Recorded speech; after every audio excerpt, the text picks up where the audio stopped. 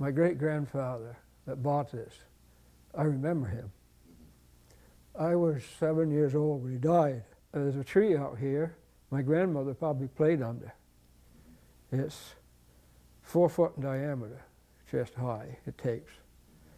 I look out my back window, I see where he drove his sheep. It's incredibly satisfying to walk in woods that you know, that I know so well. I mean, I just love having this really deep connection. I love knowing where I am on this ground at all times, and knowing and having a personal history, and having, you know, flushed grouse here or seen deer there, or, you know, some experience with the dog or with the kids and the grandkids. Philosophically and more and deeply, as we feel more that we're stewards, that we're here,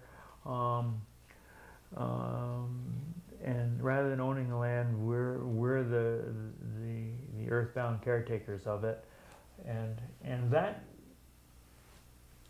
I think that concept is one of the root values that many landholders share.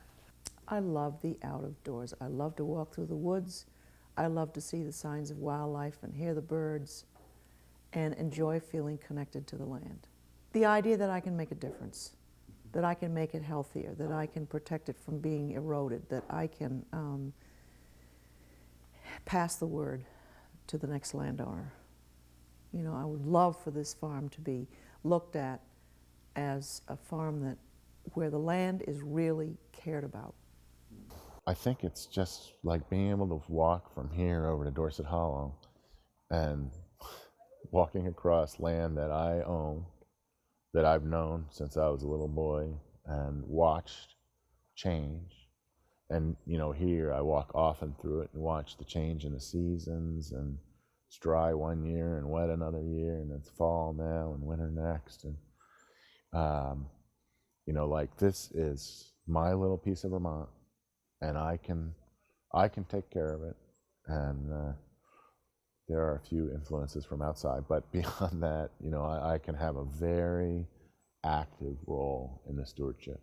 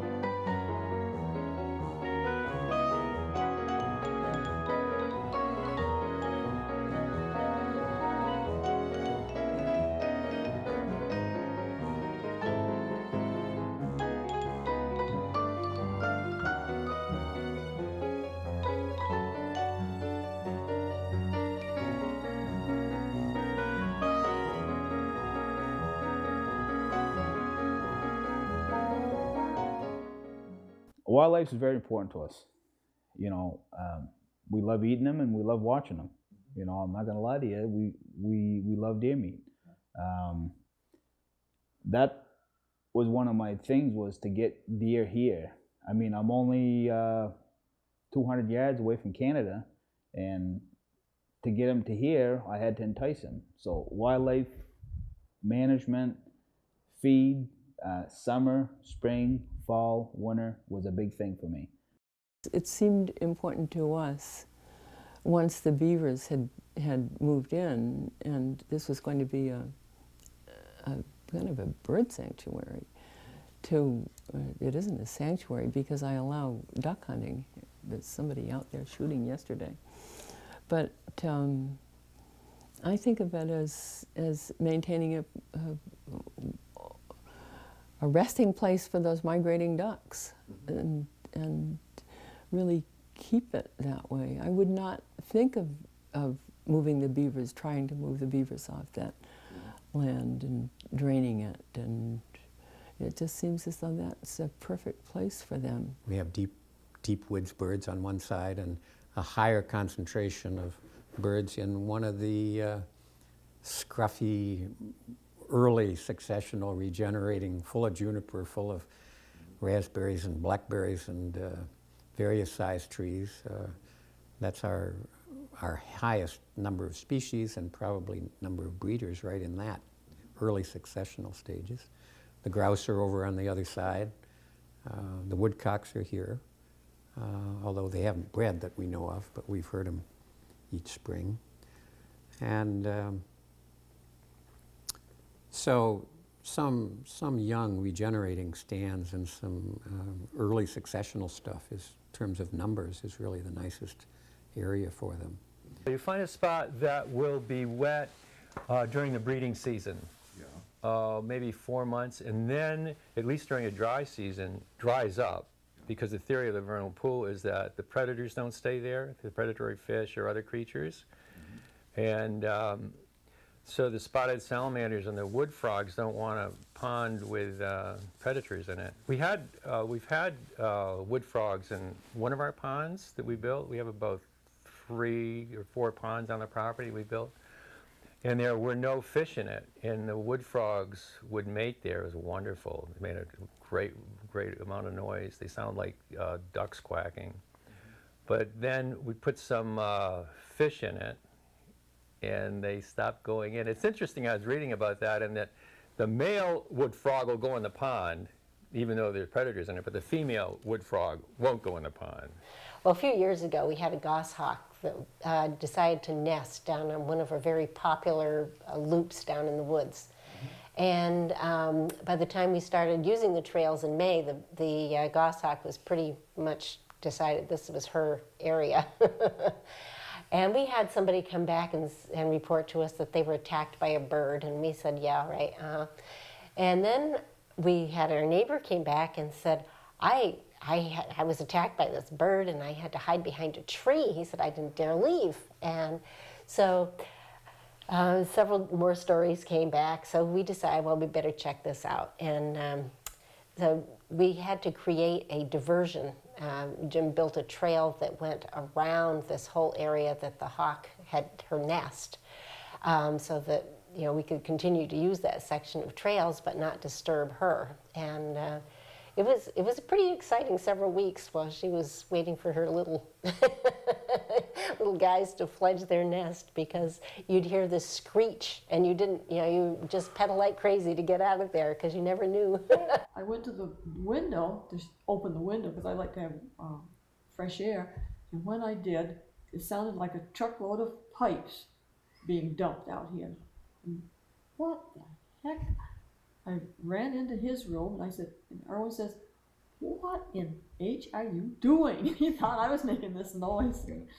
Well, we went out with flashlights, looked all around, nothing. The next morning, he says, our swing set is gone. Well, it was up on the hill, all broken, and the rope to the swing set was all kind of extended out.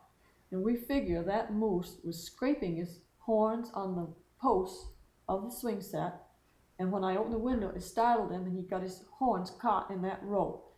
He did a big figure E across the backyard and back around and up the hill, and finally shed that swing. So people will ask me now, have you had any more swinging moose? One time I saw, and I'm quite sure that it was a panther go right across that field up there. When it was in the 40s. I would say around 45, something like that. I was living with my folks over across the road, And I happened to look up there just right, and I see this animal come across the meadow up there between here and the hedgerow, or the second hedgerow. And kept going across there, and I had a rifle hanging over my head, but I didn't bother picking that out. I was so dumbfounded. And I had a long tail, and I know as well as I want to know that it had to have been a panther. Never saw one again. Probably never will.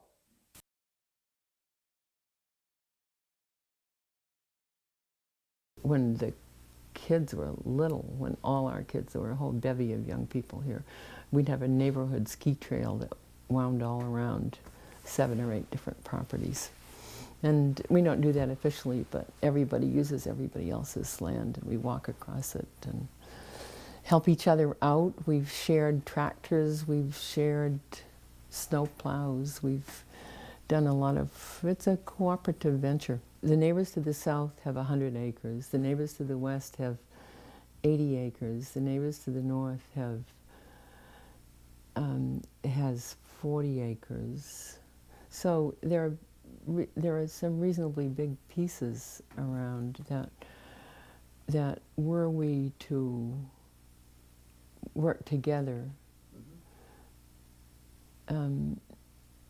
it would be enough to be, I wouldn't call it substantial, but it would help. You know, I had a workshop recently, and so I'm trying to be a little more aggressive about getting people into, you know, improving their land for wildlife more than I was before. I was a little more reticent about it before, but I think I'm more aggressive about it now. And, you know, I think they really love what I've done, so when they show an interest, I kind of say, you know, why I'm doing things the way I'm doing them. So, yeah, I think it's gradually spreading a little bit. Do you see an opportunity for maybe a kind of more coordinated? Well, I'm thinking about that just from being in Coverts, listening to, you know, Clarkson and people like that, what they've done. I think there's potential here for that because there's a real love of wildlife around here. I have a good working relationship with everybody. So, you know, I think I could be a catalyst for something like that, but you got to pick your time. We did some work on his lands. He got some money from the WHIP program several years ago, and we probably released 100 apple trees on his land and some serviceberry. Yeah, I got another one to the south here, Alan Fitzpatrick from the Burlington area. He owns, I think, 80 or 90 acres. We've done basically the same things, soft master lease, trying to retain the old apple trees and some of the old fields. Owning woodland property, forest land, has provided me an opportunity to meet people that I would not have otherwise met. Not only would I not have met them, I wouldn't have had as deep an experience or relationship with them as I have had, and I'm very thankful for that. I think that landowners put a lot into, psychologically and physically, into owning land, and I appreciate that in people. There's a bond that exists among landowners, and while we might disagree, I think that that leads to a different type of relationship, a different type of respect.